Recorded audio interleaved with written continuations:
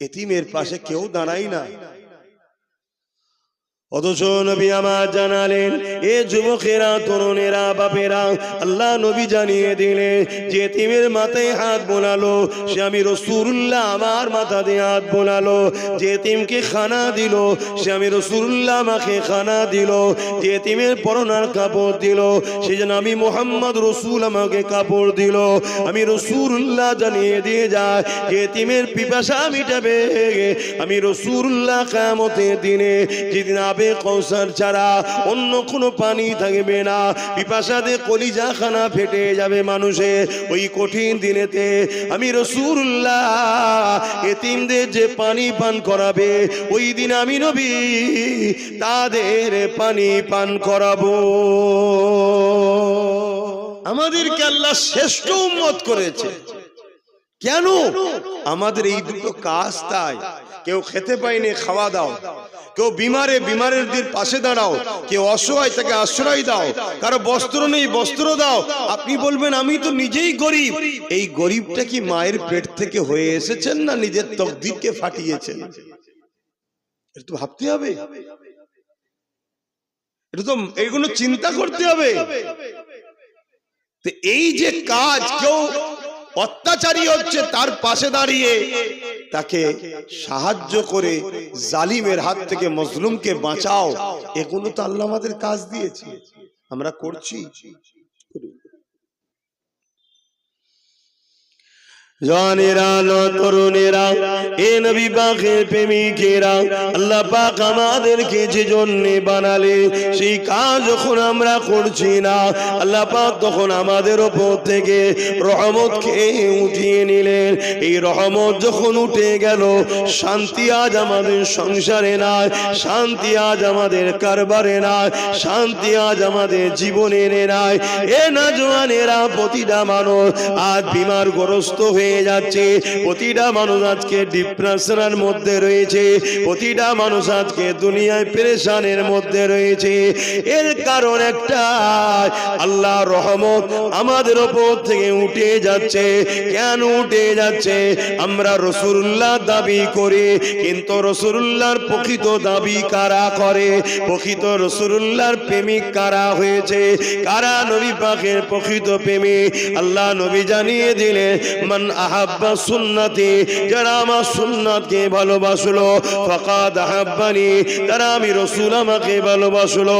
তাহলে নবীর প্রকৃত প্রেমিক তারা যারা রাসূলুল্লাহ সুন্নাতকে ভালোবাসে, যারা রাসূলুল্লাহ সুন্নাতকে ভালোবাসলো, যারা রাসূলুল্লাহকে প্রকৃত ভালোবাসলো, যারা রাসূলুল্লাহকে ভালোবাসলো, কানা মাই ফিল জান্নাত। আল্লাহ নবী জানিয়ে দিল, আমার ওই প্রেমিকটা আমি রাসূলুল্লাহ আমার সঙ্গে জান্নাতে যাবে।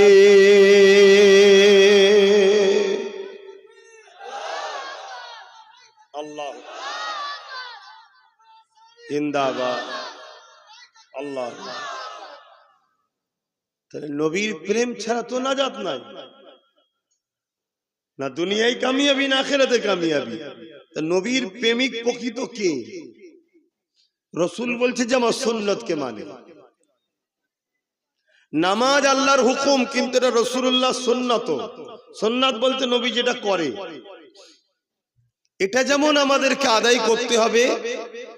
নামাজ পড়লে ব্যক্তি জীবন কল্যাণ হবে, কিন্তু নামাজ আমি পড়াতে সমাজের কোনো উপকার নাই। বলুন, আমার নামাজ পড়াতে সমাজের কিছু উপকার হবে? আমার কথা বুঝছেন তো নাকি, না ভুল বুঝছেন? আবার আমি নামাজ পড়াতে যারা পড়েনে তাদের কি উপকার হলো? এটা আমার ব্যক্তি জীবনের কল্যাণ। আমি নামাজ পড়েছি, আল্লাহকে সেজদা দিয়েছি, এটা আমার ব্যক্তি জীবনের কল্যাণ। কিন্তু এই সমাজের যদি এতিমের পাশে আমি দাঁড়াতাম, এই সমাজে যদি এমন আইন করা যেত এতিমের উপরে জুলুম হবে না, এই সমাজে যদি এমন ব্যবস্থা করা যেত এতিমকে গভর্নমেন্ট সম্পূর্ণ ফ্রি পড়াশোনা করিয়ে তার থাকা খাওয়ার সম্পূর্ণ দায়িত্ব গভর্নমেন্টের। সে এতিম মুসলমান ঘরের হোক আর হিন্দু ঘরের হোক, সে এতিম মুসলমান হিন্দু আদিবাসী দলিত যেই হোক, এতিম যে হবে, অনাথ যে হবে, যার বাপ মা নেই, সেই সন্তানকে গভর্নমেন্ট সম্পূর্ণ খরচ দিয়ে তাকে পড়াবে, তার থাকা খাওয়ার দায়িত্ব গভর্নমেন্ট। এমন যদি একটা সমাজ ব্যবস্থা আমরা করতে পারতাম, তাহলে এই সমাজের এতিম গরিবগুলো, অনাথগুলো, তাহলে তারা কিন্তু শিক্ষা পেত। শিক্ষা যখন পেত, তারা সমাজ বিরোধী তৈরি হতো না, তারা বড় বড় জায়গায় প্রতিষ্ঠিত হতো। তাদেরকে এই সবার লাথি খেয়ে, সবার বেউজ্জতি হয়ে আল্লাহর সৃষ্টিকে তাহলে অপমান লাঞ্ছিত হতে হতো না। আমার নবী এতিমের পাশে দাঁড়িয়েছে না দাঁড়ায়নি? কথা বলুন। তখন ছিল বাইতুল মাল, নবী একটা ফান্ড করেছিলেন, সেই ফান্ড থেকে সম্পূর্ণ এতিমদেরকে দেখা হতো। এখন রাষ্ট্রীয় সিস্টেম তৈরি হয়েছে, তাহলে রাষ্ট্রের তো উচিত এতিমকে দেখবে। রাষ্ট্র বলতে কি? আমরা তো জনগণ, তো তাহলে জনগণ, আমাদের তো দায়িত্ব। এবারে এই সমাজে কে এতিমের কথা ভাববে না ভাববে তার বিষয়। তুমি উম্মতে মুহাম্মাদি দাবি করো, তোমার রাসূলের সুন্নাত হলো এতিমকে ভালোবাসা, তাহলে তুমি এতিমের পাশে জন্য কি করলে বলো? আজকে তুমি বাপ, আমি বাপ, কাল আমি চলে যাব, আমার ছেলে এতিম হয়ে যেতে পারে। তুমি চলে যাবে, তোমার ছেলে এতিম হয়ে যেতে পারে। এতিমের পাশে কেউ দাঁড়ায় না। অথচ নবী আমার জানালেন, এ যুবকেরা, তরুণেরা, বাপেরা, আল্লাহ নবী জানিয়ে দিলেন যে এতিমের মাথায় হাত বোলালো সে আমি রাসূলুল্লাহ, আমার মাথা দিয়ে হাত বোলালো। যে এতিমকে খানা দিল সে আমি রাসূলুল্লাহ, আমাকে খানা দিল। যে এতিমের পরনার কাপড় দিল সে যেন আমি মুহাম্মদ রাসূল, আমাকে কাপড় দিল। আমি রাসূলুল্লাহ জানিয়ে দিয়ে যায় যে এতিমের পিপাসা মিটাবে আমি রাসূলুল্লাহ কিয়ামতের দিনে, যেদিন কৌসার ছাড়া অন্য কোনো পানি থাকবে না, পিপাসাতে কলিজা খানা ফেটে যাবে মানুষের। ওই কঠিন দিনেতে আমি রাসূলুল্লাহ এতিমদের যে পানি পান করাবে, ওই দিন আমি নবী তাদের পানি পান করাবো।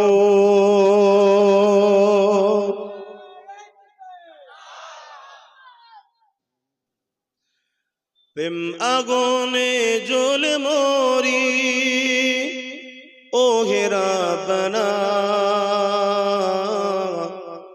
আমি যারি প্রেমের পাগল সে তো মদিনায়। আমি যারি প্রেমের পাগল সে তো মদিনায়। মন পাখিরে বলি তোরে, উড়ে যাত সেই শহরে। মন পাখিরে বলি তোরে, উড়ে যাত সেই শহরে। যেই শহরে গেলে পরে, যেই শহরে গেলে পরে মিটবে মনের বেদনা। আমি যারি প্রেমের পাগল সে তো মদিনায়। আল্লাহুম্মা সাল্লি আলা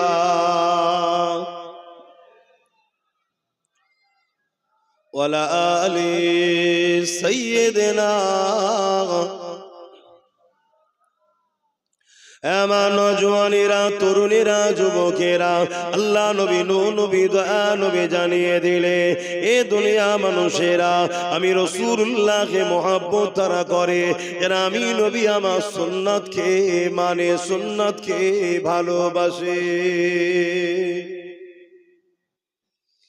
এ নওজওয়ানেরা, এ আমার নবী পাকের প্রেমিকেরা, এ দুনিয়া দুদিনের, আজ আছো কাল নাই। আমার রাসূলুল্লাহর গোলাম হয়ে যাও। রাসূল যা করেছে করো, নবী যা ছাড়তে বলেছে ছেড়ে দাও, তবেই তো তুমি দুনিয়া আখিরাতে কামিয়াবি হয়ে যাবে। হ্যাঁ, আল্লাহর রাস্তায় চলাটা হয়তো বড় কঠিন, কিন্তু মনে রাখবে কিছুদিন পর আল্লাহ যখন তোমাকে পরীক্ষাটা নিয়ে নেবে, তোমাকে আল্লাহ সাহায্য করা শুরু করে দেবে, সেখানে তোমার আর কোনোদিন দুনিয়া আখিরাতে কষ্ট থাকবে না। আল্লাহ পাকের রাস্তায় যখন কোনো বান্দা বান্দি চলতে থাকে, এই চলাটা শুরু হয় কাঁটার ওপর দিয়ে, কিন্তু কিছু দূর যাবার পরে শান্তি আর শান্তি ফুলের ওপর দিয়ে শুরু হবে। আর শয়তানি রাস্তা শুরুটা হয় ফুলের ওপর দিয়ে, কিন্তু কিছু দূর যাওয়ার পরে এমন অন্ধকারে সে পড়ে যাবে, আর কোনোদিন সে অন্ধকার থেকে বেরোতে পারবে না। দুটো রাস্তা রয়েছে, ভাবেন, দুনিয়া দুদিনে। কিন্তু আজ আমরা সহজে ইসলামকে পেয়েছি, তাই ইসলামের উপরে আমাদের অতটা গুরুত্ব নাই। এমন নওজোয়ান তরুণেরা, অথচ আল্লাহ নবী কতটা কষ্ট করেছে এই ইসলামের জন্য, সাহাবা হুজুররা কতটা কষ্ট করেছে এই জমিন থেকে সন্ত্রাসকে মুক্ত করার জন্য, এই জমিনকে অন্যায়কে মুক্ত করার জন্য, এই জমিনে মায়ের জাতের সম্মান দেওয়ার জন্য। আল্লাহ নবীর সাহাবাদের উপরে কত জুলুম হয়েছে, ইতিহাসে পাতা সাক্ষী দেয়। আমার নবী পাকের পাশে সাহাবারা সাথ দিয়েছিল বলে, আমার নবী পাকের মিশনে সাথ দিয়েছিল বলে, আমার নবী পাকের ডাকে সাহাবারা সাথ দিয়েছিলেন বলে, ওই সাহাবা হুজুরদিওকে তৎকালীন জালিম যারা ক্ষমতাশালী ছিল, তারা এমন করে সাহাবাদেরকে জোর করে ধরে মরুভূমির গরম বালির উপরে শুইয়ে দিয়ে তাদের বুকের উপরে ভারী পাথর পর্যন্ত চাপিয়ে দিয়েছে, তাদের বুকের উপরে ভারী পাথর দিয়েছে। ওই পাথরের চাপে তারা নিঃশ্বাস নিতে পারছিল না। এদিকে তলা থেকে গরম মরুভূমির বালিতে পিঠে চামড়া পর্যন্ত পুড়ে যেতে লেগেছে। এই অবস্থাতে সাহাবা হুজুরদেরকে জিন বলা হতে লেগেছে, এ মুহাম্মাদের অনুসারীরা, মুহাম্মদ রাসূলকে ছেড়ে দাও, মুহাম্মদ রাসূলের দল থেকে সরে আসো, মুহাম্মদ রাসূলের থেকে দূরে সরে যাও, নচেত তোমাদেরকে জানে মেরে দেওয়া হবে। তারা একটাই কথা বলেছিল, আমরা আমাদের জীবন দিয়ে দিতে রাজি আছি, আল্লাহ ও রাসূলকে ছাড়তে রাজি নয়।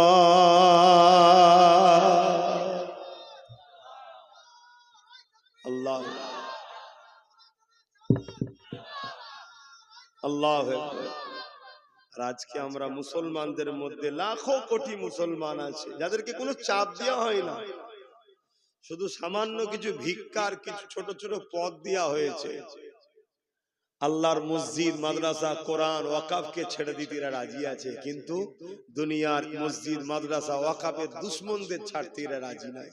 এরা মুসলমান আছে না? বলুন। তাহলে আমি প্রথমেই বললাম যে সব মুসলমান ইমানদার নয়।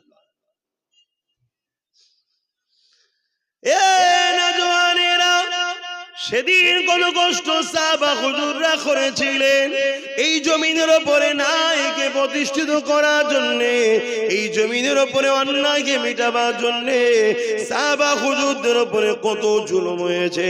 আমার নবী পাকের সাথে সাথ দিয়েছিলেন হযরত খুবাইব রাদিয়াল্লাহু তাআলা, হযরত খাব্বাব রাদিয়াল্লাহু তাআলা। তিনাকে জালিম খ্রিস্টান বাদশা ধরে নিয়ে গেছে, নিয়ে গিয়ে বন্দী করে বলতে লেগেছে, হে খুবাইব, হে খাব্বাব, মুহাম্মদ রাসূলকে ছেড়ে দাও, মুহাম্মদ রাসূলের দল ছেড়ে দাও, মুহাম্মদ রাসূলের সাথ দিও না, আমাদের দিকে চলে আসো, তোমাকে অনেক পুরস্কার দেওয়া হবে, অনেক সম্মানিত করা হবে। আল্লাহ নবীর সাহাবী হযরত খাব্বাব রাদিয়াল্লাহু তাআলা তিনি বলতে লেগেছে, জালিম তোমরা যতই চেষ্টা করো না কেন আমরা জুলুমের সাথ দিতে পারবো না। কেন আমার আল্লাহ আজ জালিমদের সাথে নাই, আমার আল্লাহ মজলুমদের সাথে আছে। তোমরা জালিম, তোমাদের সাথে আমরা সাথ দিতে পারবো না। কারণ এই দুনিয়া দুদিনে আজ আছে কাল নাই। জালিমের সাথ যদি দিই আল্লাহ পরকালে জালিমদের সাথে জাহান্নামে দেবে। এই জালিমদের সাথ আমরা দিতে পারবো না। এই কথা শুনে জালিমরা হযরতে খাব্বাব রাদিয়াল্লাহু তাআলা হুজুরকে আগুন তৈরি করেছে। ওই আগুনে হাত পা বেঁধে দিয়ে ওই আগুনের উপরে কোমরের অংশটা বসিয়ে দিয়েছে। ওই আগুনে কোমরকে পোড়াতে লেগেছে। ওই কোমর থেকে পানির মতো রস বেরোতে লেগেছে। গোস্ত চর্বি গলে গলে রস বেরোতে লেগেছে। ওই রসেতে আগুন নিভিয়ে যায়, আবার জালিমরা আগুন ধরায়, আবার খাব্বাব হুজুরকে নিয়ে যে বসায়। এ যুবক রে, অনেক কষ্ট করে ইসলাম এসেছে, অনেক কষ্ট করে ইনসানিয়াত এসেছে, অনেক কষ্ট করে মসজিদ মাদ্রাসা হয়েছে। আজ তোমার আমার গাফলতির জন্য, তোমার আমার ভুল পদক্ষেপের জন্য আজ আল্লাহর ঘরকে জালিমরা মিটিয়ে দিচ্ছে। আজ বুলডোজার দিয়ে মাদ্রাসা মিটিয়ে দিচ্ছে। মনে রেখে দিও, আমার আল্লাহ পাক ওই মসজিদের মুখাবেকি নয়, আমার রাসূলুল্লাহ মাদ্রাসার মুখাবেকি নয়। হ্যাঁ, মসজিদ আল্লাহর ঘর, মাদ্রাসা নবীর ঘর, কিন্তু মসজিদ চলে গেলে আল্লাহ পাকের কিছু হারাবার নাই। মাদ্রাসা চলে গেলে আল্লাহ পাকের রাসূলের কিছু কমে যাওয়ার ব্যাপার নয়। কিন্তু তুমি আমি পরকালে কোন মুখে আল্লাহর জান্নাতের আশা করব? জমিনে যখন আমার মসজিদ চলে যাচ্ছিল তখন তোরা আমার মসজিদের জন্য কি করেছি বল? এটাই তো তোমার ঈমানের পরীক্ষা। প্রশ্ন করবে না করবে না? কথা বলে। আজকে কোন একটা গ্রাম যদি জালিম নেতাদের হাত থেকে ফসকে যায়, নেতা দেখে ওই এলাকার লোককে জিজ্ঞেস করে না করে না? বলো বলো, যে ফসকে গেল তোরা কি করলি, চল তুই বাদ। দুনিয়াদারি মামলায় যদি তারা এটা কথা বলতে পারে, অথচ কোন নেতা আমাদেরকে বানায়নি, আর যিনি আমাদেরকে বানিয়েছে, দুটো হাত দিল, দুটো পা দিল, চোখ দিল, কান দিল, জবানে কথা দিল, সে আল্লাহ তো জিজ্ঞেস করেছে, হারা আমার ঘর চলে গেল, আমার মসজিদের আমার মাদ্রাসার উপর দুশ্মনী হলো জালিমরা, তোরা কি করলি? কি জিজ্ঞেস করবে না করে? কি মনে হচ্ছে আপনাদের? আপনাদের কি মনে হচ্ছে বলে? যদি মনে হয় না জিজ্ঞেস করবে না, তাহলে আমার থেকে বড় আজ করে কি লাভ?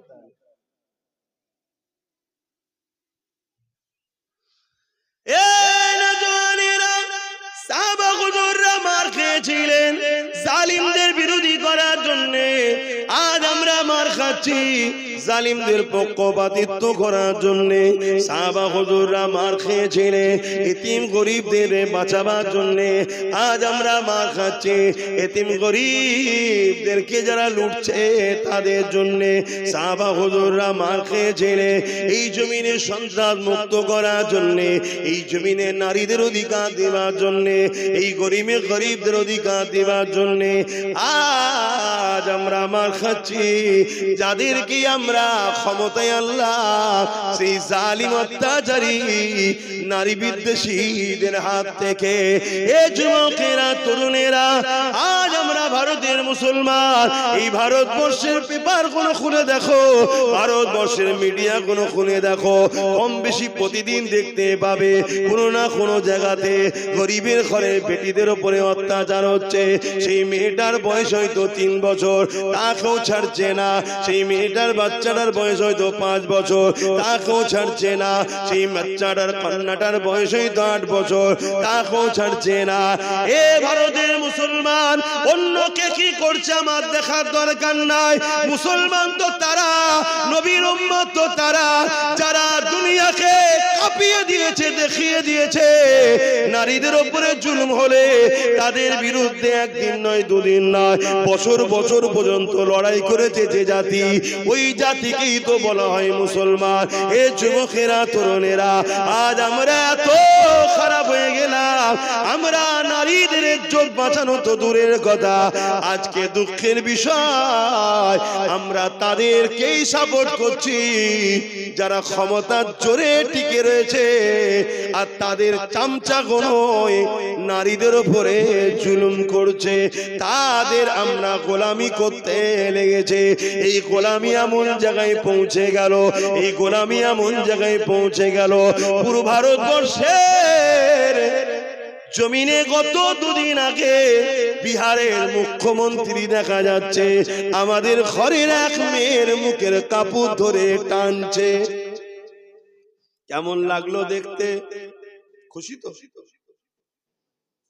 আমি জানি বিহারের মুখ্যমন্ত্রী হয়তো প্রকাশ্যে মুখের কাপড় ধরে টানে, ও গোপনে আরো কাপড় অনেক কিছু ধরে টানে, ওর চরিত্র খারাপ আমি জানি, ওর কথা বাদ দেন। কিন্তু আপনাদের জিজ্ঞেস করছি যে আপনাদের কেমন লাগলো দেখতে? ভালো লেগেছে তো? বলেন বলেন। কেন? ও জানে যে যার মুখের কাপড় ধরে টানছি এ জাতির পুরুষরা সে ঈমান আর নেই যে ঈমান মোহাম্মদ বিন কাসেমের ছিল। একটা 18 বছরের যুবক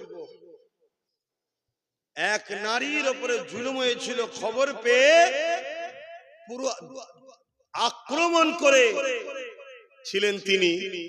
তাহলে আজকে সেই জায়গায় আমরা এত মুসলমান থাকার পরও আজকে কোথায় যাচ্ছে? বলো, ভাবো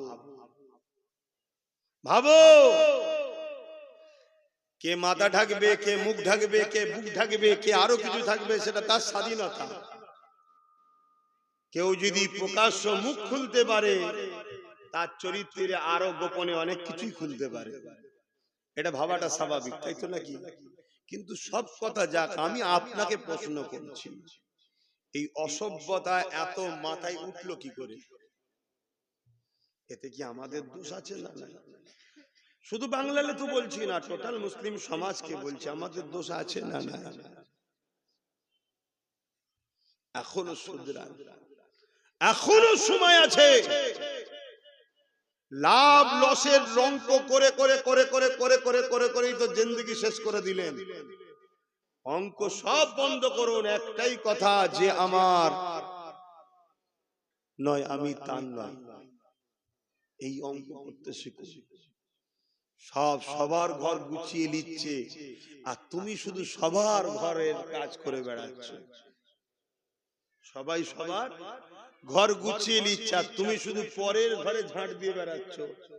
তোমার ঘরটালে কখন তুমি ভাববে?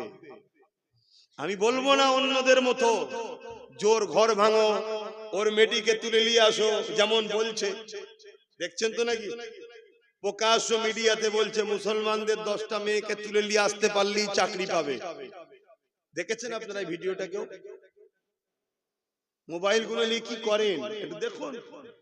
যেমন উত্তরপ্রদেশের যে মুখ্যমন্ত্রী, এখন আমার দেশের জন্য এগুলো বলতেও লজ্জা লাগে, যে একটা সময় বলেছিল মুসলমানদের মেয়েদের কবর থেকে তুলে রেপ করা হবে, জানেন তো? দেখেছিলেন এই কথা বলছেন? তাহলে এত বড় একটা কুখ্যাত সমাজ বিরোধী নোংরা মাইন্ডের লোক, সংবিধান বিরোধী লোক, সে একটা বড় রাজ্যের মুখ্যমন্ত্রী হয়ে যাচ্ছে। এখনো তোমার আমার খেয়াল নাই যে দেশ কোন গতিতে যাচ্ছে। তুমি এখন, আমি এখন ওই হাতির দেখানো দাঁত যারা দেখাচ্ছে সেকুলারের নামে, তাদের পিছনে এখনো ছুটছি তুমি আমি বলছি না তুমি কমনাল হও, কারণ ইসলামে কোনোদিন গোলামির জায়গা নাই। কিন্তু তার মানে এটা নয় যে আমি এমন একজনের উপরে ভরসা করছি যারই আপনজন, যারই ভাইয়েরা, তাদেরই উত্তরসূরিরা আজকে এত বড় বড় ইসলাম বিদ্বেষী নারী ঘটিত বা মুসলমানদের উপর আঘাত করছে, তারই ঘরের লোকের উপর আমি ভরসা করে বসে আছি। কি অসুবিধা হচ্ছে? ভাবো। আসেন আমি আমার জায়গায় ফিরে যাচ্ছি। আল্লাহ নবী অনেক কষ্ট করেছিলেন এই সমাজে নারীদের ইজ্জতকে বাঁচাবার জন্য। এই জমিনে যখন মানুষ এক আল্লাহকে মানত না, 360টা নকল খোদাকে উপাসনা করত, তারা নারীদের ঘরে জন্তু জন্তু পুঁতে দিত।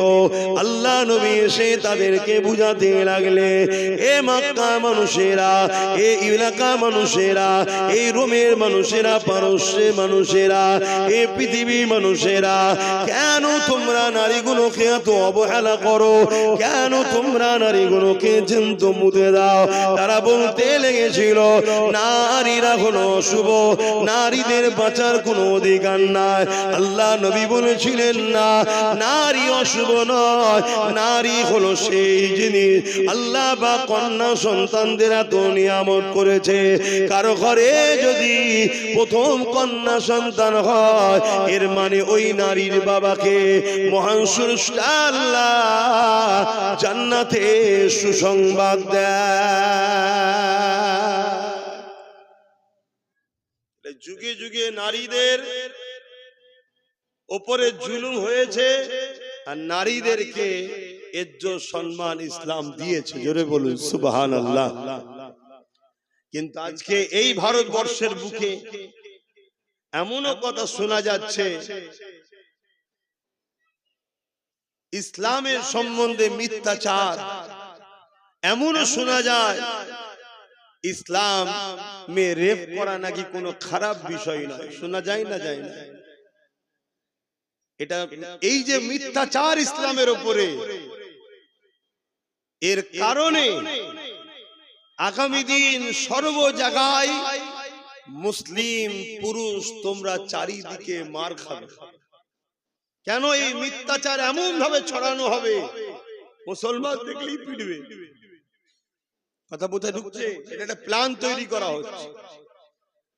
যেমন আমি গতকালকে দেখলেন উড়িষ্যাতে অনেক জায়গায় বস্তিতে আগুন ধরিয়ে দিয়েছে, দেখেছেন? দেখেছেন কি বলবেন? এগুলো খবর রাখেন না? এই আগুন ধরানোর পিছনেও একটা কথা উঠছে, এটা আমি অনেক আগে থেকে জানতাম। কেউ একজন কিছু করবে, আমি অনেক আগে বলেছিলাম মুসলিম সমাজের মধ্যে এমন কিছু লোককে দিয়ে এমন কিছু কাজ করানো হবে যার দ্বারা পুরো মুসলিম সমাজকে চারিদিকে টার্গেট করা হবে। এটা অনেক আগে বলেছি। আজকে সেই জায়গাতে মুসলিম যেখানে থাকে সেসব বস্তিগুলো আগুন ধরিয়ে দেওয়া হচ্ছে, আর তাদেরকে একটা বিশেষ স্লোগান দিয়ে তাদের উপরে জুলুম করা হচ্ছে। আগামীতে আরো বাড়বে। আর এই সব কিছুর পিছনে কারণ একটাই, আমরা রসুল ভোলা হয়ে গেছি। আপনি ভাববেন এখানে রসুল ভোলার সাথে কি আছে? হ্যাঁ, আমাদের যে কাজ আমরা সে কাজ ছেড়ে দিয়েছি।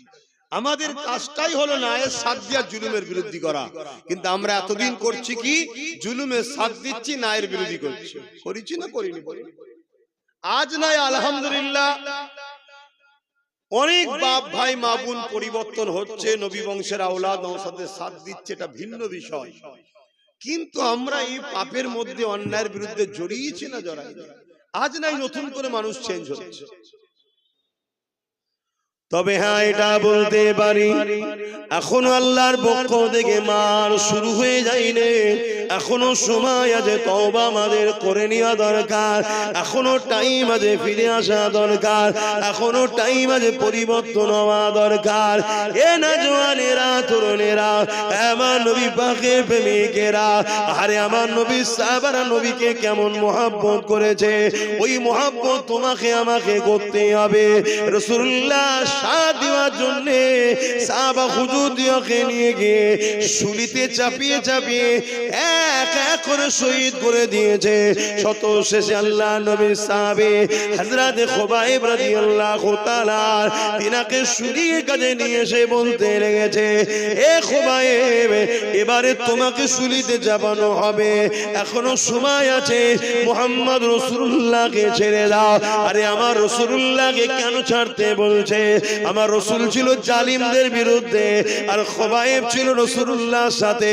তার মানে নবী জালিমদের জালিমদের বিরুদ্ধে সেই রাসূলুল্লাহ সাথ দিয়েছে বলে খোবাই বুজুর্গের উপর জুলুম হতে লেগেছে। আজ তোমাদেরকে বলে দিয়ে যাচ্ছি, তুমি আমি যদি ন্যায়ের পক্ষে সাথ দিই, ইনসাফের পক্ষে সাথ দিই, মানবতার পক্ষে সাথ দিই, গরিবের পক্ষে সাথ দিই, এক কথায় নবীর গোলাম হিসাবে আমি আব্বাস সিদ্দিকী যে লড়াই লাভ নিয়েছি, ওই লড়াইয়ে যদি তুমি সাথ দাও, তোমার উপর জুলুম অত্যাচার হবে, কিন্তু এই জুলুমকে তোমাকে সহ্য করতে হবে। এই জুলুম থেকে খাবলে গেলে হবে না, এই জুলুম থেকে পিছিয়ে গেলে হবে না, কেননা প্রত্যেকটা অন্ধকারের পরে অবশ্যই একটা আলো রয়েছে। রাত হয়েছে বলে খাবলে গেলে হবে না, অপেক্ষা করো, সময় আসলে অবশ্যই আলো ফুটবে, দিন হবে। ঠিক তেমনি আল্লাহ কোরআনে জানিয়েছে, হে আমার বান্দা বান্দিরে, অবশ্যই কষ্টের পরে আমি আল্লাহ তোমাদের শান্তি দেব।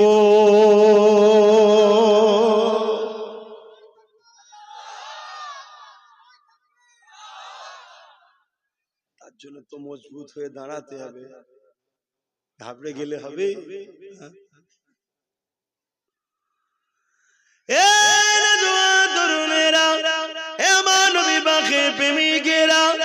কতটা কষ্ট করেছে আল্লাহ নবী, কতটা কষ্ট করেছে সাহাবা হুজুররা ইসলামের জন্য। যখন আমার আল্লাহ পাক জানিয়ে দিলে, জিবরাইল মারফতে আমার রাসূলুল্লাহকে বলে দিলে, হে আল্লাহ পাকের নবী, আখেরি নবী হুজুর, আপনি আজকে রাত্রিতে হিজরত করে নেন, কেননা জালিমরা আপনাকে শহীদ করে দিবার জন্য তারা মিটিং করে নিয়েছে। এই সময় হযরতে জিবরাইল এসে আমার রাসূলুল্লাহকে জানিয়ে দিলেন, আপনি হিজরত করে নেন। এ যুবকেরা, তরুণেরা, আমার রাসূলুল্লাহকে হিজরত করতে হয়েছিল, কিন্তু আমার নবী পাক ঘর থেকে বেরোবার আগে 40 জন জালিম আমার রাসূলুল্লাহর ঘরকে ঘিরে ফেললো। 40 জন উলঙ্গ তরোয়াল নিয়ে আমার রাসূলুল্লাহর ঘরকে ঘিরে ফেলেছে। অনেক বড় কথা, আমার নবী পাক কিভাবে বেরিয়েছে আপনারা সবাই জানে। ওখান থেকে রাসূলুল্লাহ রওনা দিয়ে দিলেন। রাসূলুল্লাহর সাথে কে ছিল? হযরত আবু বকর সিদ্দিক ছিলেন। রাসূলুল্লাহর সাথে যেতে লেগেছে। এরকম সমান রাস্তা নয়, পাহাড় আর পাহাড়, পাহাড় আর পাহাড়, একটার পর একটা পাহাড় কি ওভারটেক করে করে রাসূলুল্লাহর সিদ্দিক আকবর যেতে লেগেছে।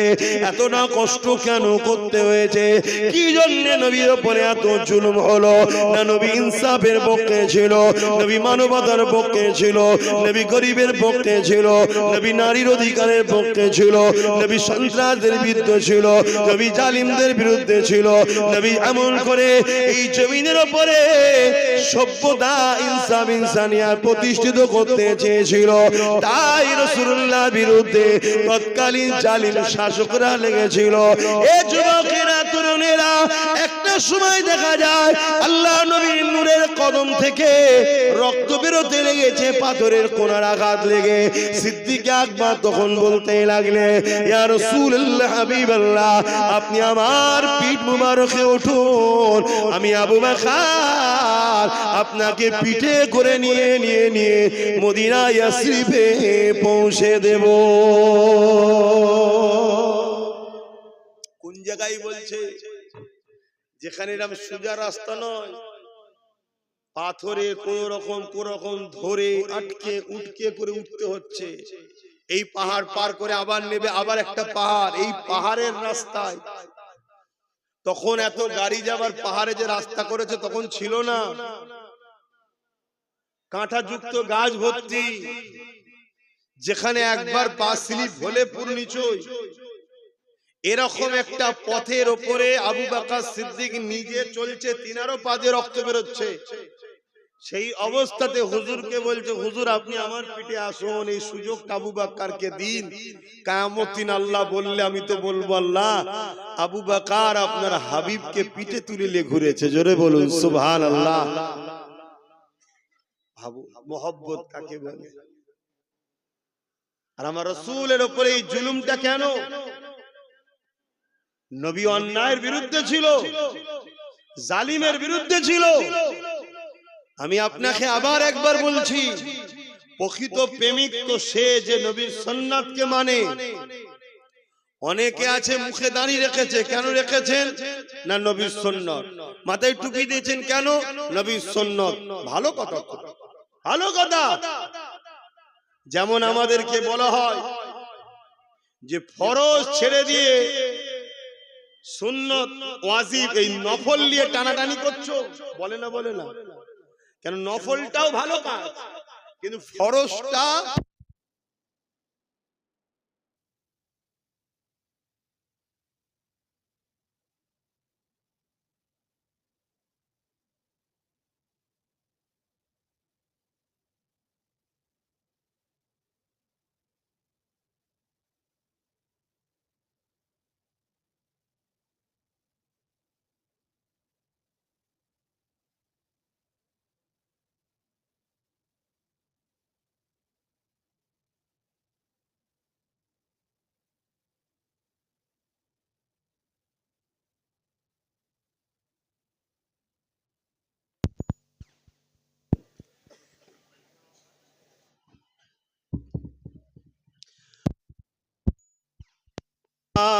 সাল্লি আলা, পড়েন পড়েন, ওয়ালা আলি।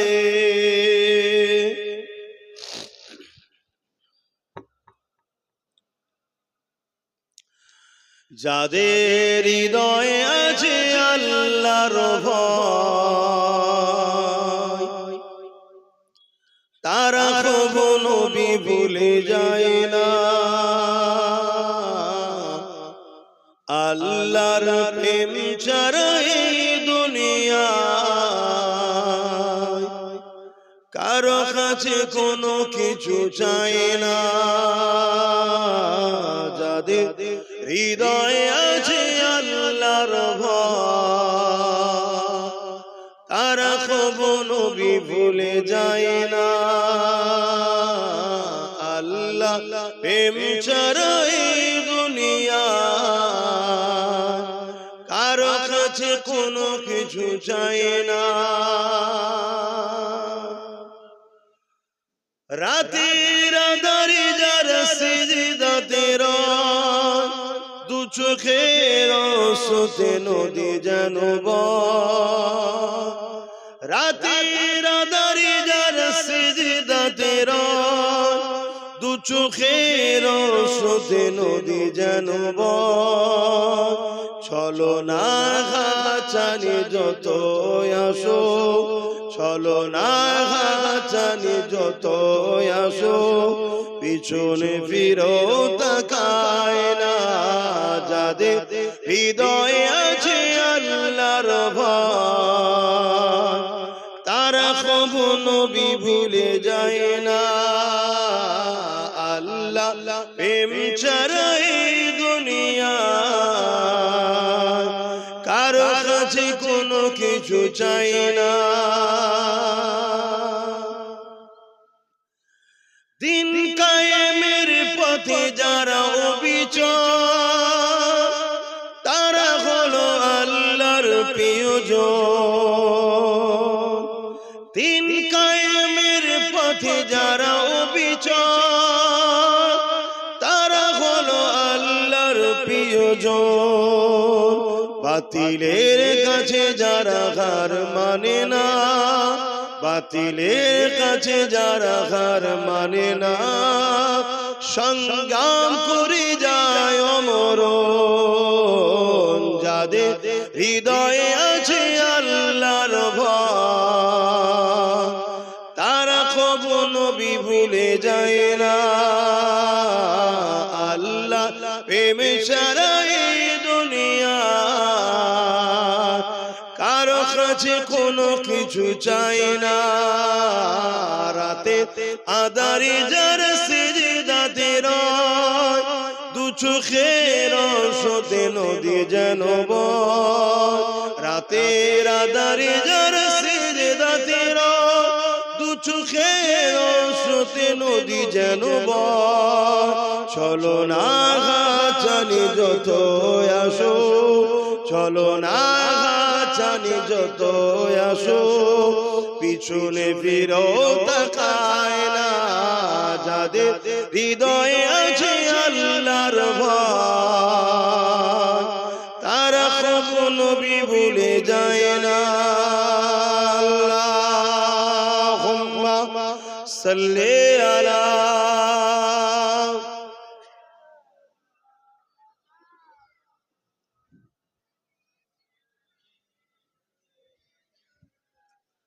আমার আব্বা জানেরা, ভাইরা, মায়েরা, বোনেরা, আমি আবার বলছি, আমার দেশের বর্ডার সিকিউরিটি নিরাপদের জন্য বর্ডারে বিএসএফ আছে না নাই?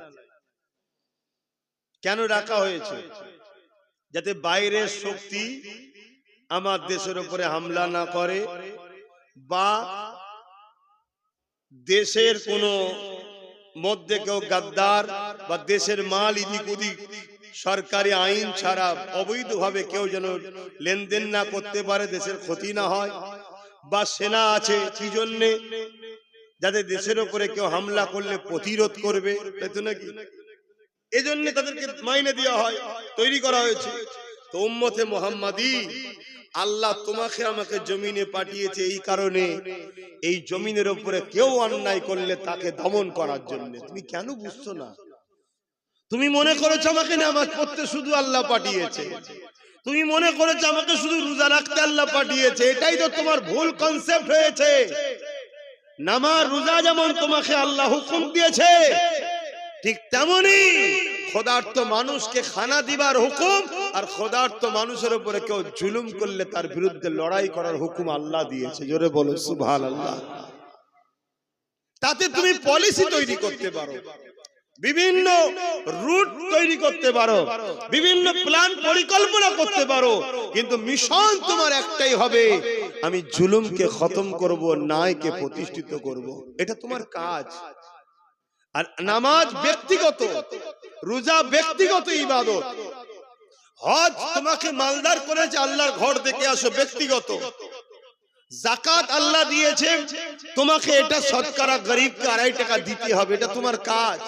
কিন্তু আল্লাহ যেমন রাসূল টুপি পরেছে, তুমি পড়ছো, 10 টাকা বিছিয়ে খাচ্ছ, খাও, কিন্তু যেমন ফরজ নামাজ আর নফল নামাজ দুটো এক নয়, কিন্তু দুটোই ভালো কাজ। ফরজের গুরুত্ব অনেক বড়, নফল অনেক ছোট। নফল যদি ছেড়ে যায় তবুও অনেক গুঞ্জাইশ, কনসেশন আছে, কিন্তু ফরজের জন্য কিন্তু অনেক কড়া আইন আছে, তাই তো নাকি? ঠিক তেমনি দস্তখান বিছিয়ে খাওয়াটাও সুন্নাত, তারপরেও যদি ছেড়ে যায় একটা সুন্নাত, তুমি নেকি পেলে না।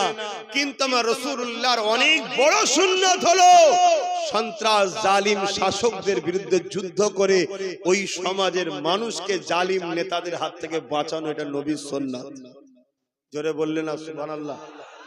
এইটা কি করবে বলো? সেই জায়গায় উম্মতে মুহাম্মাদি টুপি পরে দাঁড়িয়ে রেখে জালিম শাসকের সঙ্গে সাথ দিয়ে বলছে আমি নবী সুন্নত রেখেছি। সুন্নত রেখেছে না উম্মতকে বোকা বানাবার জন্য রেখেছে, ভাবা দরকার। যদি সুন্নতের প্রকৃত দরদি হতো, যেমন ফরজ ছেড়ে নফল টানাটানি করতো না, ফরজটাও আদায় করতো, নফলটাও করতো, ঠিক না বেঠিক? তাহলে রাসূলুল্লাহর বড় সুন্নত হলো জালিমের বিরুদ্ধে লড়াই করা। রোমের বিরুদ্ধে রাসূলুল্লাহ লড়াই করেছে, পারস্যের বিরুদ্ধে লড়াই করেছে। কেন? এরা সব ছিল অত্যাচারী, স্বৈরাচারী, মানব সুরাতে পশুর নাই জালিম শাসক ছিল। আল্লাহ নবী তাদের বিরুদ্ধে লড়াই করেছে। এ উম্মতে মুহাম্মাদি, নিজের জায়গা ভুলে গেলে। আজ আমরা লড়াইকে ভুলে গেলাম, আজ অন্যায়ের বিরুদ্ধে লড়াই করা ভুলে গেলাম, ন্যায়ের পক্ষপাতিত্ব ভুলে গেলাম। এই ভুলে যাওয়ার দরুন আমাদের আল্লাহ আমাদের কাছ থেকে সম্মান, ইজ্জত মানুষের অন্তর থেকে তুলে দিচ্ছে। তাই আজকে আমরা মানুষের কাছে ঘৃণার পাত্র হয়ে গেছি। সবার মুখে একটাই কথা, মুসলমানকে শেষ করো। কেউ প্রকাশ্য, কেউ ভেতরে ভেতরে। তাই দোয়া করব। তার আগে ছোট্ট একটা কথা বলে যাচ্ছি, একটা উদাহরণ দিচ্ছি। সবাই আমাদের দুশমন, এটা মানেন তো নাকি? সবাই আমাদের মানেন তো? নমুনা বলে যাচ্ছি শোনেন। একটা হলো প্রকাশ্য, দেখুন বিজেপি সরকার আমাদের ওয়াকফকে আইন করে লিখছে না লাইনে ওয়াকফকে। আর আমাদের রাজ্য সরকার দেখুন মুখে আমাদের দরদি, কিন্তু আমাদের ওয়াকফের আইনকে সাপোর্ট করলো না। দেখলেন তো, সবাই আমাদের দুশমন। বিগত দিনেও যারা ছিল তারা আমাদের দুশমনি করেছে না? কথা বলুন, হ্যাঁ কি না বলুন। সব সুযোগ সন্ধানী, আমরা বুঝে উঠতে পারলাম না। তো যাই হোক, এই শীতের বেলায় সময় তো কম, বেশি কথা আর বলতে পারছি না, এতটুকুই বললাম। এখন সালাম দেবো, একটুখানি দোয়া করব। যেসব ভাইগুলো দাঁড়িয়ে আছে, যদি আমাদের হয় কমসে কম দোয়াতে একটু ভেতরে ঢুকে আসবেন, জানি একটু শরীক হন। সালাম পড়ি, ইয়া নবী সালাম।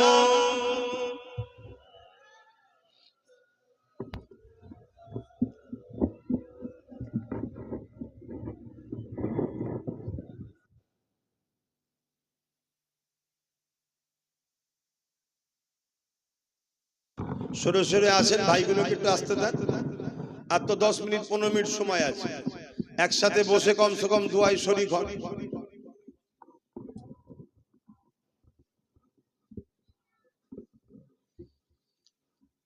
ফাঁকা জায়গা হয়ে আছে কেন? সরে সরে আসেন, এক্ষুনি তো শেষ হয়ে যাবে।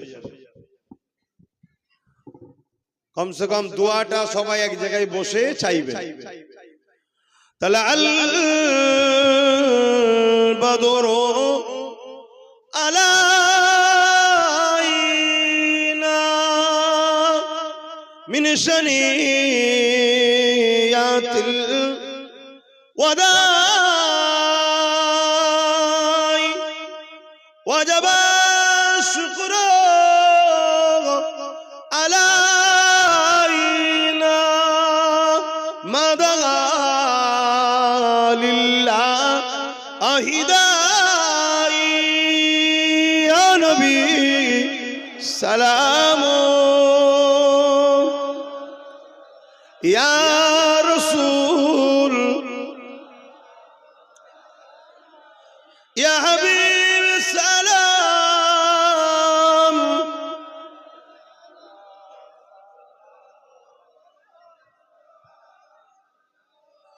ওরিল আল্লাহ আরবানি ওহালো দুঃখে রজনী হইল জগৎ অনুরানী আমিনার নয় অনির্মণি ইয়া নবী সালাম ইয়া রাসূল ইয়া হাবিব সালাম।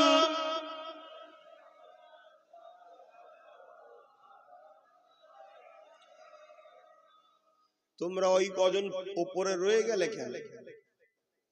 একই কথা, সবাই নেবে এলো, তোমরা ওই কজন রয়ে গেলে। তাহলে চিন্তা করো, তোমরা যদি আমাদের কথা না শোনো, এটা আমাদের ক্ষতি না তোমাদের ক্ষতি? কোনটা মনে হচ্ছে?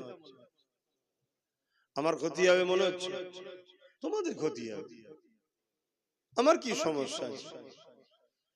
প্রত্যেকটা ক্ষেত্রে মনে রেখে দিও, তোমাদেরকে বাঁচাবার চেষ্টা করছি। কেন চেষ্টা করছি? আমরা তোমার নবীর বংশের আওলাদ, তোমরা আমার নবীর উম্মত। তোমাদের জন্য আমার রাসূল আজও কাঁদছে, আমারও জন্য কাঁদছে। সেই নবীর উম্মতকে বাঁচাবার চেষ্টা করছি, যাতে হুজুর আমার উপরে খুশি হয়। বুঝার চেষ্টা কর, সরে যেও না। সকলে গায়ে গায়ে বসে খুনি দোয়া হবে। দরুদ শরীফ আল্লাহ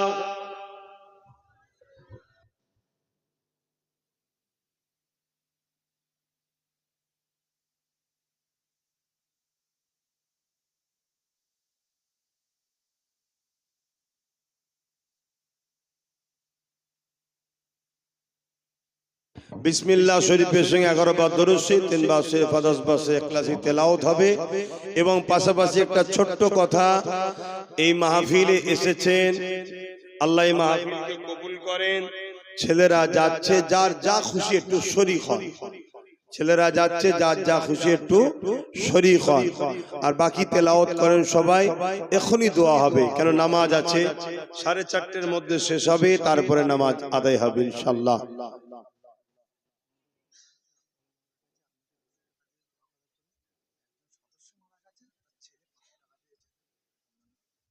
আচ্ছা, আল্লাহ কবুল করে, আল্লাহ তাদের মনের আশাকে কবুল করে। বলুন আল্লাহুম্মা আমিন। দেন দেন দেন, যার যা খুশি একটু শরীক হন, যার যা খুশি একটু শরীক হন। বিসমিল্লাহির রহমানির রহিম।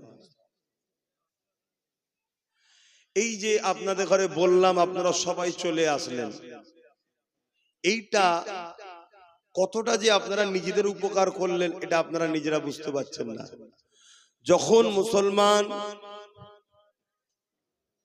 তাদের উলামাদের কথা শুনবে, তখনই জানবেন ইসলাম বিদ্বেষীরা বড় টেনশনে পড়ে যাবে। কথা বুঝছেন তো? কিন্তু এটা আপনারা সবাই তো বোঝেন না, যে দেখো ওদের উলামারা ডাকলো, সঙ্গে সঙ্গে চলে গেল। এই জিনিসটা জালিমদের ঘরে কিন্তু ঘাবড়ায়, ভয় খাওয়ায়। কিন্তু আমার ভাইয়েরা তো অনেকে বোঝে না, তারা মনে করে দৌড় বাবু ডাকছে, ডাকুকে যাকতো, যা বলছে বলুক গে যাকতো। কথা বুঝে আসছে? দেখো ভাই, একই কথা বারবার বলছি, তোমরা বিরক্ত হচ্ছ কি জানি না, তবে কিন্তু আকাশে খুব কালো মেঘলা উঠেছে। বুঝার যদি হও বুঝে লাও। তাই এই কথাকে সামনে রেখে আমি ছোট্ট 2-3টে কথা প্রশ্ন করবে, একটু উত্তর দেবেন।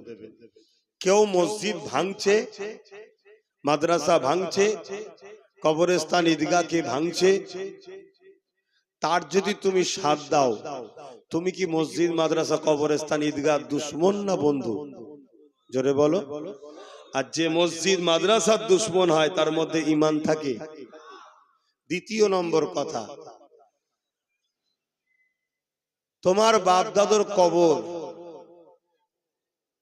কেউ বাঁচাতে চাইছে, কেউ বিক্রি করে দিতে চাইছে। যে বাঁচাতে চাইছে সে তোমার দুশ্মন, না যে বিক্রি করে দিতে চাইছে সে দুশ্মন? তাহলে তুমি তো এতটুকু বোঝো যে কে দুশ্মন কে আপন। তাহলে দুশ্মনের সাথ দিয়ে নিজের মুরব্বীদের কবরগুলোর ওপরে সিনেমা হল, মদের আড্ডা, বার, থিয়েটার হল তৈরি করো না। নিশ্চয়ই আপনারা জানেন এই কথাটা সর্ব জায়গায় আমি বলি, কেন এটা আমার ইমানি দায়িত্ব বলার। একবার না 1 কোটি বার যদি আল্লাহ বলার সুযোগ দেয়, 1 কোটি বার বলবো। কেন্দ্র সরকার একটা আইন করেছে, যে আইন দ্বারা মুসলমানদের ওয়াকফ সম্পদকে নিতে চাইছে।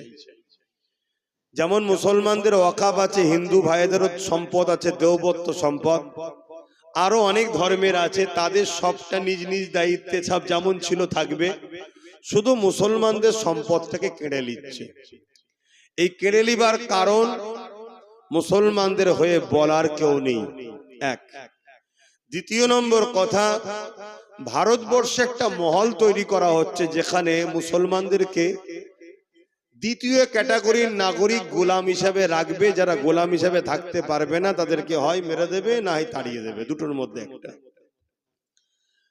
এই সব কিছুর পেছনে রাগ হচ্ছে একটাই, কেন ইসলামের আলোর কাছে অনেক ভণ্ডের ভণ্ডমি শেষ হয়ে যাচ্ছে, তাই অন্য কিছু রাগ নয়। তো এই রকম একটা জায়গায় দাঁড়িয়ে থেকে আমি আপনাদের জিজ্ঞেস করছি, আপনারা বলবেন কেউ যদি বিজেপিকে সাথ দেয়, সাপোর্ট করে, ভোট দেয়, তাহলে বিজেপিকে শক্তিশালী করলো ভোট দেওয়া মানে? তার মানে মসজিদ মাদ্রাসাকে সে ভাঙুক, আপনি সাপোর্ট করলেন, তাহলে তার কি ঈমান থাকবে? ঠিক তেমনি সেই বিজেপির আইনকে যে রাজ্য সরকার মেনে নিয়েছে, তাহলে সেই রাজ্য সরকারকে কেউ যদি ভোট দেয় তার কি ঈমান থাকবে মনে হয়? তাহলে এই জায়গায় দাঁড়িয়ে থেকে আমি আপনাদের পীরের আওলাদ হিসাবে, নবীর ঘরের সন্তান হিসাবে, নবীর উম্মতকে সঠিক অন্যায় থেকে যেমন বাঁচাবার দায়িত্ব, ন্যায়ের পক্ষ রাস্তাটা দেখাবার দায়িত্ব আছে না নাই? তাই আমাকে কারা সন্তান ও ভাইয়ের মতো ভালোবাসেন একটু হাত তুলে দেখান। বিশ্বাস করেন? হাত লম্বা করে তুলবেন। বিশ্বাস করেন?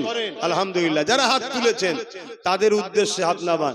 তাদের উদ্দেশ্যে বলছি, আমাদের রাজনীতির পাওয়ার দরকার আছে, আছে না নাই? তাই আমার ছোট ভাই নওশাদ রাজনীতি করছে, আমি এইদিকে আছি, ও ওইদিকে আছে। আপনাদেরকে খুলে আম বলছি, আপনারা ওর সাথ দেবেন। আমার কথা রাখতে পারবেন? আল্লাহকে সাক্ষী রেখে বলুন, রাখতে পারবেন? কথা দিচ্ছেন তো? হাত লম্বা করুন। যারা হাত তুলতে পারবেন, আমাকে যারা ভালোবাসেন হাত নামান। ভালোবাসার মানুষকে বলার অধিকার আছে না নাই? বাস, বাকি কে কি করবে যে যার কবরে জবাব দেবে। কথা বুঝে আসছে? এটা আপনাদেরকে বলে গেলাম। কেন? আমি আবার একবার বলে যাচ্ছি, কেন্দ্র সরকারকে ভোট দিয়াটাও হারাম, রাজ্য সরকারকেও ভোট দিয়াটা হারাম। কেন? এরা উভয়েই টাকার ইপিট উপিট, এরা ওয়াকাফকে শেষ করে দিচ্ছে, ওবিসি কে শেষ করে দিচ্ছে। ও প্রকাশ্য মুসলমানকে মিটাতে চাইছে, আর এ মুসলমানকে পিছন থেকে বেঁধে রেখে আস্তে আস্তে আস্তে আস্তে শেষ করে দিতে চাইছে। কেন? পশ্চিম বাংলায় মুসলমানদের সংখ্যাটা একটু বেশি, তো এই জন্য পশ্চিম বাংলায় ডাইরেক্ট যদি এসে আমাদেরকে অ্যাটাক করে অসুবিধা আছে। এজন্য প্রথমে হারাম টারাম খাইয়ে আমাদেরকে দুর্বল করেছে। সময় হয়তো এসেছে, এবার ওকে নিয়ে চলে আসবে। কথা বুঝে আসছে? হারাম খাদ্য আমাদের ইমানকে দুর্বল করে। আর 1 কোটি লাশ যেমন কোনো কাজে লাগে না, বেঈমান মুসলমান কোনো কাজে আসে না। কথা মাথায় ঢুকলো? পশ্চিম বাংলার ভৌগোলিক পরিস্থিতি অন্য জায়গার ভৌগোলিক পরিস্থিতি আলাদা। এই পশ্চিম বাংলায় একটুখানি বুঝে বুঝে ওই মানে দেখাবো এক, করব এক, এরকম সেকুলার দিয়েই আমাদেরকে শেষ করবে।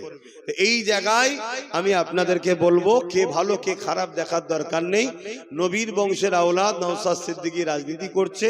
রাসূলও বলেছে, কুরাইশ বংশের ঝান্ডার তলায় তোমরা থাকো, তোমরা ওর সাথ দিও। যারা আমাকে ভালোবাসেন, বলার অধিকার আছে না নাই? আমার ভালোবাসার মানুষকে বললাম, আল্লাহ যদি ওকে ক্ষমতায় আনে, সেই জায়গায় যদি পৌঁছায়, কোনো সুবিধা অসুবিধা হলে আমি জুম্মার দিন দরবারে থাকি, আমার কাছে যাবেন। আমি আপনাদের পাশে ছিলাম, আছি, থাকবো। কিন্তু মনে রাখবেন, ফাইসাল্লাহ আল্লাহর হাতে। আপনার সাথ দিয়াতে ওর উপকার হবে না ক্ষতি হবে, ওটা জানা আপনার প্রয়োজন নয়। আপনার প্রয়োজন আমি ইসলামের যারা ক্ষতি করছে তাদেরকে কমসে কম শক্তিশালী করতে পারি না। কথা মাথায় ঢুকছে? অনেক ভাই বলবে রাজনীতি আলাদা, ধর্ম আলাদা। আমি তাদের উদ্দেশ্যে আপনাদেরকে একটা কথা বলে যাচ্ছি, আপনারা বলবেন যদি রাজনীতি আলাদা হয়, ধর্ম আলাদা হয়, তাহলে রাজ পাওয়ার দিয়ে মন্দির তৈরি করছে আর মসজিদ ভাঙছে কেন? রাত পাওয়ার দিয়ে গীতা পাঠ করানো হচ্ছে আর কোরআন শেষ হয়ে যাবে বলছে কেন? তাহলে তোমরা কি রাজ ক্ষমতা দিয়ে ভারত থেকে ইসলামকে মুছতে চাইছো? এই অধিকার কি সংবিধান দিয়েছে? আমরা গীতা পড়বে কি পড়বে না, আমি পক্ষও নাই বিরুদ্ধও নাই, সেটা তার পছন্দের কাছে। কিন্তু কোরআনটা তো আমার পছন্দ, আমার কোরআন শেষ হয়ে যাবে, এটা আপনি বলছেন কেন? মন্দির থাকবে কি থাকবে না সেটা তাদের পছন্দের ব্যাপার, তাদের ব্যাপার, আমি পক্ষও নাই বিরুদ্ধও নয়। কিন্তু মসজিদটা তো আমার পছন্দ। তুমি রাজকোষের টাকা, যেটা আমাদেরও অর্থ আছে, ট্যাক্সের টাকায় অর্থ আছে না নাই? জগন্নাথ মন্দির করলে এটা কি সরকারের কাজ? হিন্দু ভাইদের কাজ, তারা তাদের ধর্ম করবে। কথা 1 টাকা না 1 লক্ষ জগন্নাথ মন্দির হিন্দুরা করতে পারে, আমার কোনো পক্ষে বিপক্ষে কোনো কথা নেই। কিন্তু আমি যে ট্যাক্স দিয়েছি, আমার ট্যাক্সের টাকা তো তুমি দীঘায় মন্দির করলে, তারপরেও চলো তর্ক ঝগড়ায় যাচ্ছি না। উপরন্ত রাজার হাটে আমার মসজিদের জায়গা তুমি জোর করে হিটকোকে দিয়ে দিচ্ছ কেন? তাহলে তোমাদের লক্ষ্য ওটাই, যে লক্ষ্যটা বিজেপি ভারত থেকে ইসলামকে মুক্ত করতে চাইছে, যেটা আরএসএস এর এজেন্ডা। আর তুমিও বলেছিলে আরএসএস ভালো, বিজেপি খারাপ। মনে পড়ছে তো নাকি? এবারে এই কথাগুলো তোমরা শুনে নেবে কি না নেবে আবার বলছি, তোমাদের ব্যাপার। কিন্তু আমার বলা দায়িত্ব আছে না? না, হ্যাঁ আমি বলবো। এবার এই বলতে কি যদি আমার বাধাই কেউ আসে, তার সাথে প্রয়োজন আমি যুদ্ধ করতেও রাজি আছি। ওপেন কথা বলে যাচ্ছি, কেন আমার ইসলাম আমাকে ইজাজত দিয়েছে, আমার সংবিধান আমাকে রাইট দিয়েছে। এর বিরুদ্ধে যে দাঁড়াবে সে মোদি হোক আর দিদি হোক, কোনো বেটাকে ছাড়বো না, তার বিরুদ্ধে লড়াই করবো। কথা মাথায় ঢুকলো? তাহলে এই জায়গায় আমার সাথে এই বুঝানোর পরে 10 জন হলেও তো সাথ দিতে পারে। কালকে 10টা 20 হতে পারে, তো 20টা একদিন 1 লাখ হতে পারে, তো 1 লাখটা একদিন 10 লাখ, 10 লাখটা একদিন 1 কোটি হতে পারে না? পারে না? একদিন বিপ্লব অবশ্যই ঘটতে পারে, কারণ ইতিহাস তো এইভাবেই ঘটে। তাই আমি আরো একবার বলছি, আমাকে বিশ্বাস রেখে আমি যে কথা বললাম আমার ছোট ভাইকে রাজনীতির বিষয়ে, ধর্মের বিষয়ে তো আমার সাথে আপনারা আছেন, আমার আরো বাপ ভাইদের সঙ্গে আছেন, রাজনীতির বিষয়ে আপনারা নওশাদের সাথ দিতে রাজি আছেন? হাত তুলে বলুন, দিতে রাজি আছেন? আলহামদুলিল্লাহ। এবারে বলতে পারেন জলসাতে কথা বলছেন কেন? নেতারা যখন রাজনীতি ছেড়ে দিয়ে ধর্ম মিটাতে নামে ধর্মগুরুদের, তখন ধর্মের জায়গা থেকেই তো বলতে হবে। আমরা তো আমাদের তো জায়গা এইটাই, ঠিক তো নাকি? আমাদের তো অন্য জায়গা নেই, তাহলে এই জায়গা থেকেই তো বলতে হবে। তো ইমাম তো মসজিদ থেকেই বলবে যে দেখো, যদি তোমরা না নিজেদের রাজ পাওয়ার তৈরি করো, যদি তোমরা 60, 70, 80, 90, 100টা নিজেরা এমএলএ না বানাতে পারো, তাহলে তোমরা শেষ হয়ে যাবে। আর তোমরা যদি 60, 70, 100টা এমএলএ বানাতে পারো, বাকি যা থাকবে 194, বাকি সব ভাগ বাটোয়ারা করে লিগে যা তোরা। তারপরে যেই সরকার করুক আমাদেরকে সাথে নিয়ে করতে হবে। আর আমরা যখন কোন সরকারের পার্টনারে থাকবো, সাথে থাকবো, আমাদেরকে কেউ মিটাতে পারবে? 215টা দিয়েছো, 215টাই মমতার, আমাদের নয়।